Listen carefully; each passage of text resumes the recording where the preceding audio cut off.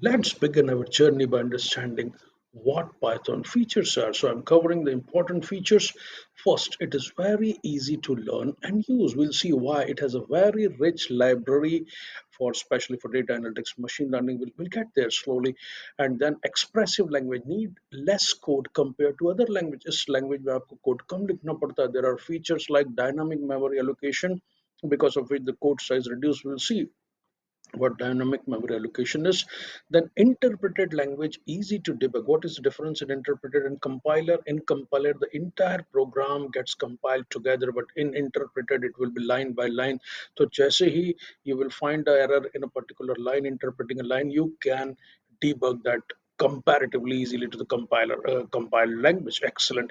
Cross platform language, what does it mean? The program can run on multiple operating systems like Windows, Linux, Unix, and Macintosh. Free and open source, it's free software language, and open source means you can even customize its code base open है programmers के लिए. It is object oriented language. You can define object and then you can easily refer that object. That's how the code size also becomes less.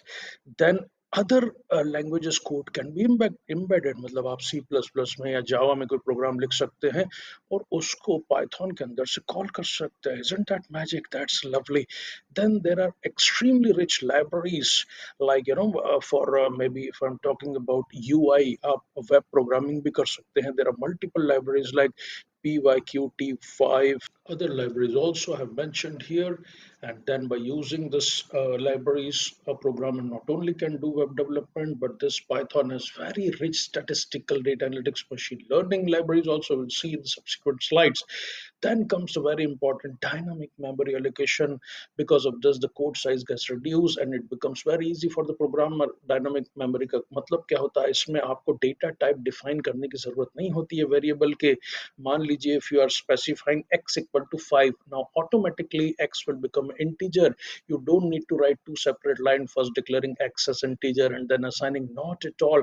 As soon as you will assign a value to a variable, based on the type of the value, the data type of the variable will be defined. So इस तरीके से programming simple, time कम और program का size भी कम हो जाता है. Isn't it magic? Okay, let's go to the next slide then.